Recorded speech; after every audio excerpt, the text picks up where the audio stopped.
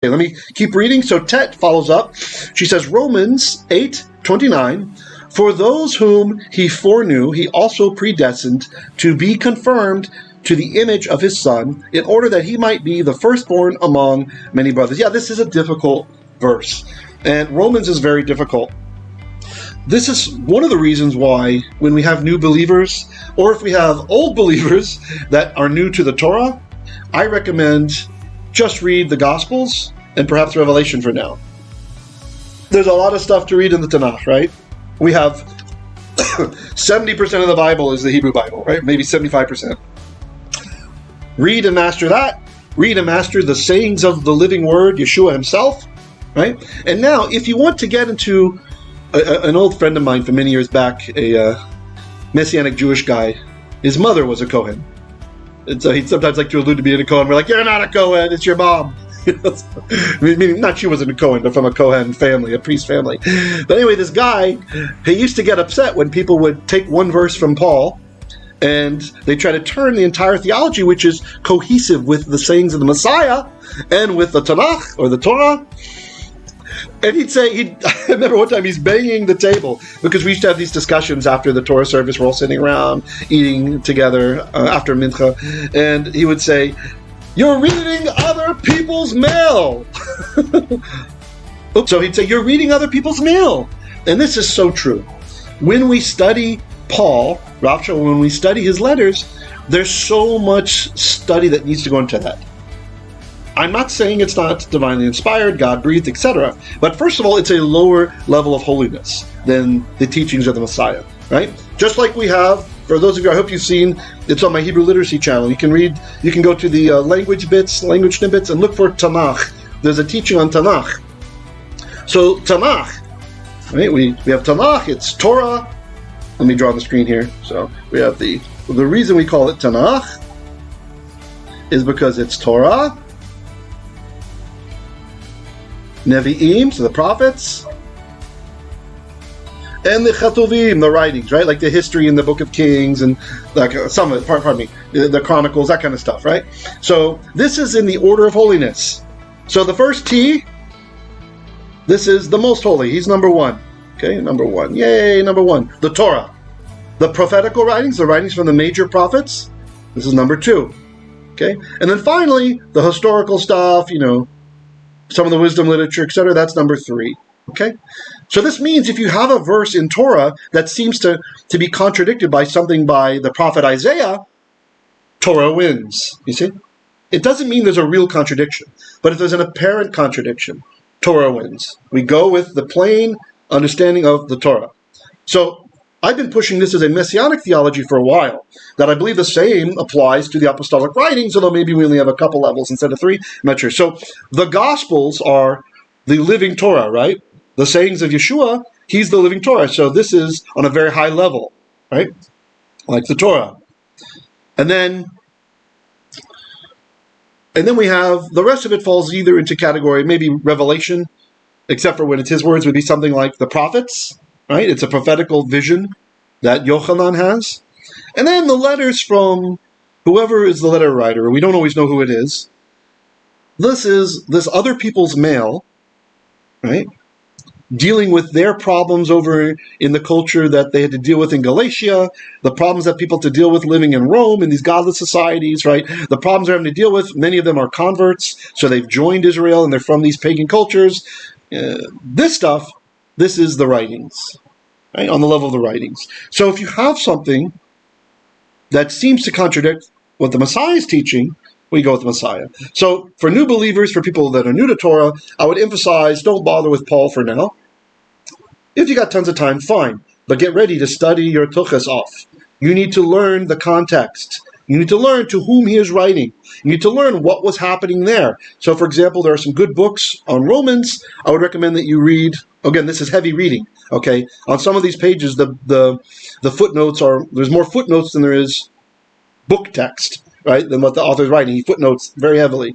So, Mark Nanos is a good author to read, and Mark Nanos has a book called The Mystery of Romans. And this book was such a shock to the theological world that the dean of the School of Theology at Harvard, he wrote, after reading Nanos' tour de force, I find myself totally outdone. So he's saying that all of his preconceived notions about what Romans is actually teaching, they have been rearranged and obliterated by Nanos.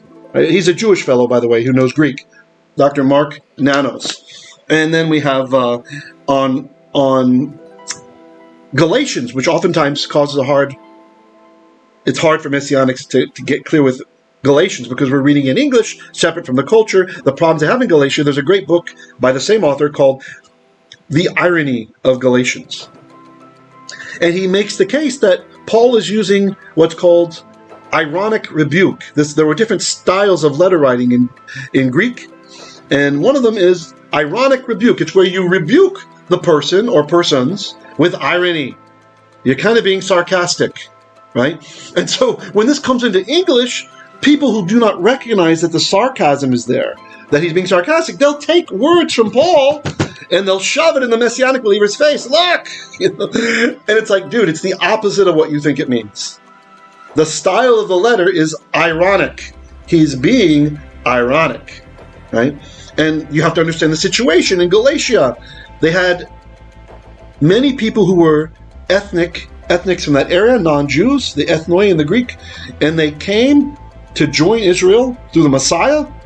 And in that area, the law required people to do sacrifices, provide for sacrifices of their goddess. And so, unless the Jewish community had managed to get an exemption, so unless you're a Jew. And so what happens is these new believers, they need to have that Jewish status.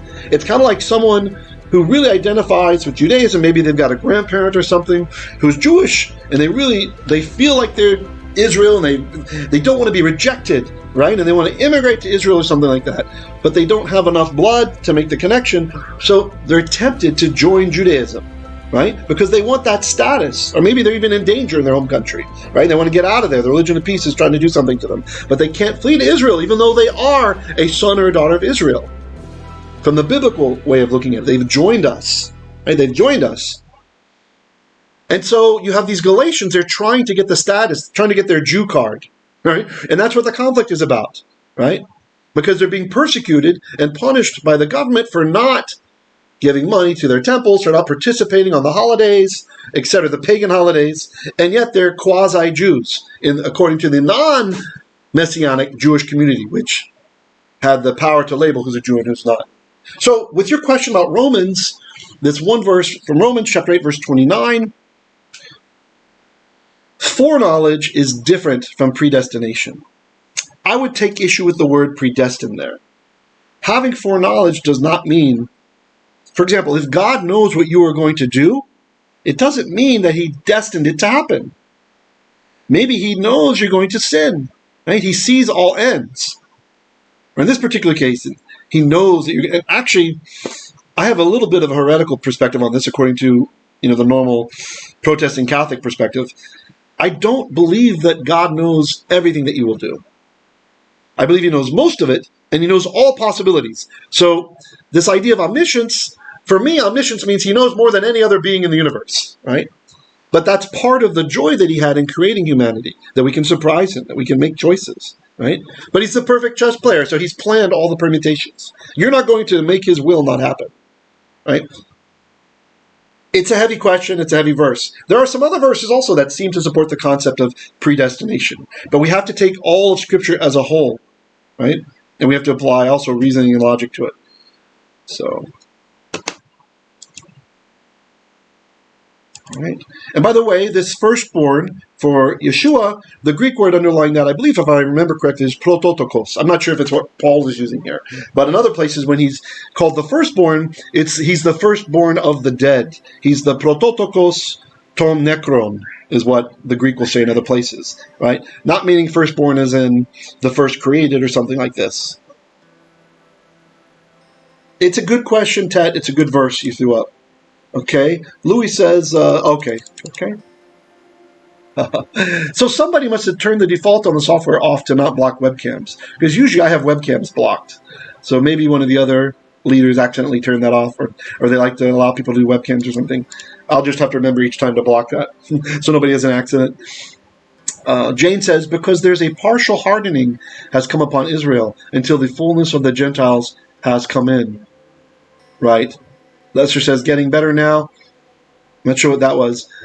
Okay. Raymond says, John 6:44, no man can come to me except the Father, which has sent me to draw or to compel him, and I will raise him up at the last day. Right? And the way that Yeshua compels, he has many tools, right? His words that are recorded in the Bible are the primary mechanism. Although we do hear about certain people in countries seeing dreams about him, where it's illegal to preach the gospel. Okay. Someone writes in private support for election. All right.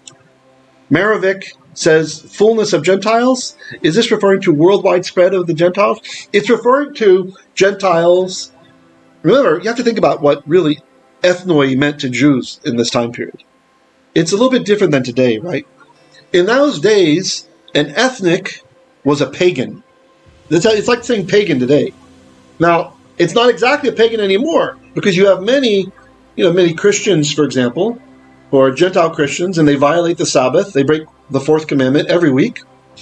But they're not pagans, right? They believe in the one true God, the God of Israel. So Gentile, it's got a bit of a different meaning today than it did to people back then. At least, it's kind of like we have the prophecy in Isaiah about a, quote-unquote, the English Bibles usually say a virgin will conceive, right? But Yehoshua and many others who are deep in Hebrew will tell you that the Hebrew word almah does not mean virgin. It means a young maiden, right? A marriageable aged maiden, something like that, okay? And then there might be, there's arguments about the Parthenos and the Greek, etc. But nevertheless, the Jewish community pushes very hard against this, and even if you check honest Christian lexicons, they will tell you this is a young maiden, all right?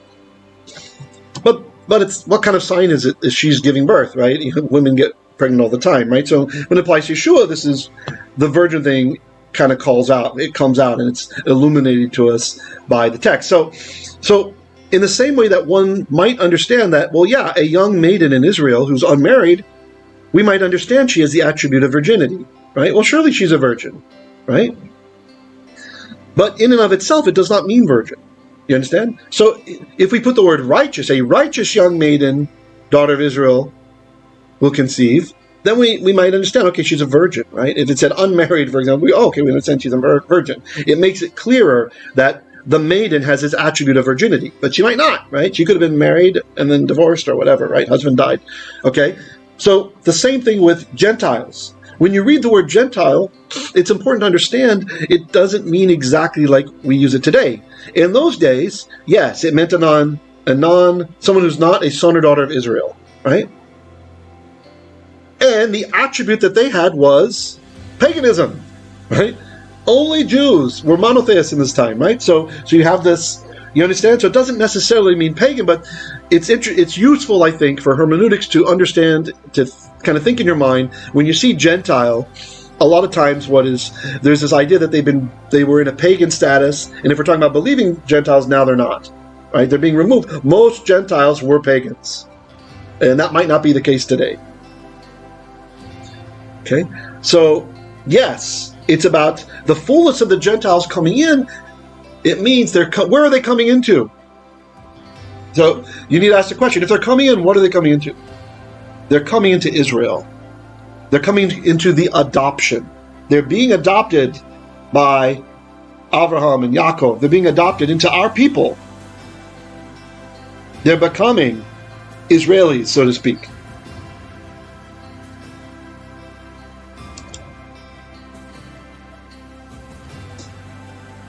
So this is expressing God's love for the whole world. He doesn't want anyone to perish, right? Which is the preface of Besorat Yochanan, the Gospel of John, that because he loved the whole world. It doesn't say he loved the Jews only, right? He loved the whole world, which is a fitting, large length inclusio to what happens in the case with the covenant that he will make with the creatures coming up soon. When he sends the rainbow and he promises to never destroy the world with the flood again. Why? Because he loved also the animals. He loved all of creation. Because he made it and it was good. So, Maravik, does that make sense for your question regarding the worldwide spread of the Gentiles? It's bringing the pagans out of idolatry and into Israel. Bringing them out of faithlessness, right? You remember a long time ago we talked about the chatu ribu, right? The great sin of adultery that all the pagans in the Mediterranean had, as the worst sin was adultery. But for Israel it was the pesha rav. The greatest sin was idolatry, which is like adultery against God. So bringing them out of adultery and bringing them back into faithfulness, which is what God always wanted from the beginning and what his plan was when he set Abraham out towards the land of Canaan. Did all these questions get answered? Okay, there's some more. Okay, Raymond writes, or Dr. Vera writes, but God is omniscient. Well, yes and no. Yes and no. If one takes omniscient, omni meaning all, right, and then we have the conscience, right, knowing everything that there is to know, then I would push back on that a bit. This is my opinion. I would say if we define omniscience to mean he knows more than any other thinking being, yes, true. He knows how physics works perfectly, right? But I think that there is, he has introduced into his creation this being, humanity, which can make choices. It's not so important. I don't want to push this as like doctrine. This is just, I'm sharing this with you because you're my peeps, right? This is my family. You're my Kehal, right? That I personally think that he's not 100% omniscient. I think that God has some knowledge that is not available to him. But there is nothing that any other being knows that he does not know. You understand? He's the most niscient, I would say.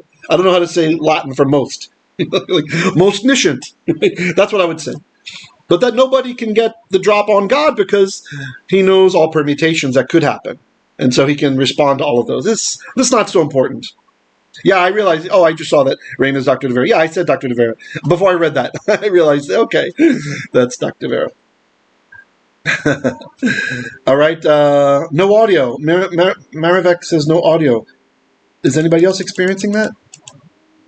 Jane says salvation has come to the Gentiles too, and maybe learning Torah already. Fullness of the Gentiles, yes. Which that might even be a play on the word about God being malei chesed, that he is full of grace, he is full of loving kindness and clan loyalty, and he wants the Gentiles to be part of Israel so they can also get that clan loyalty that he gives to Israel. Okay, great. Maravek says, yep, thank you. Janine says, yes, I remember your take on omniscience in a past discussion. Yeah. Again, I could be wrong on that. Yeah, maybe I'm wrong. It seems like in the fullness of Scripture, there's things where God says, let's go down and see, or God wanted to see what Adam would name the animals. What, he didn't know? You see, so there's that little element of suspense there. And so I think that by allowing free will, it introduces a variable into the equation, where not necessarily just about will man choose what is right or wrong, but how will man, who is an imager of God, who's made in his likeness, how will he do his own little sub-creations? Okay. Tet says, Romans 11:11. So I asked, did they stumble in order that they might fall? By no means. Rather, through their trespass, salvation has come to the Gentiles so as to make Israel jealous. Yes.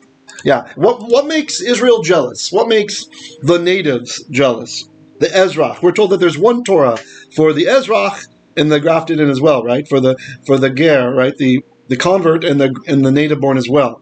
So the one who's living in the land, sojourning in the land, and the one who was born there. So what would make a religious Jew jealous, do you think? Would it be having statues of Mary and a rosary and praying to other people who clearly are not God? Would that make Jews jealous? I'm picking an extreme here, right? Would it be worshiping the moon god, Blah? Okay, probably not. Probably not going to make us jealous, right? Would it be keeping the Sabbath? Do you think that makes some religious Jews jealous? Yeah, the Torah, Maravik writes. Yeah, the Torah, right? That's the source of the jealousy, right? I mean, to the point that even some religious Jews will say, no, don't do that. You shouldn't do that. They see it as, by the way, don't get me wrong, I'm not bad-mouthing our brothers. I'm just, theologically, many Orthodox see that as stealing from Israel, right? That's for us, not for you, right? The Sabbath. Yeah, Ted says, Amen. So there's the source of the jealousy. It's those who are born Gentile who did not convert to Judaism proper, right? So in their minds, they're still Gentiles. They've already been in the faith for the 3-year grafting-in period, and they're keeping the Torah. And sometimes with differences of opinions on how to do it. I've seen that jealousy, with discussions between, online with some of the discussions that have happened in various YouTube channels. You can see it. You can see it. That's not for you. That's for us, right? You're taking something that's ours. Tet says, Ibatayo, we're different. Right. Okay, good. Nice conversation.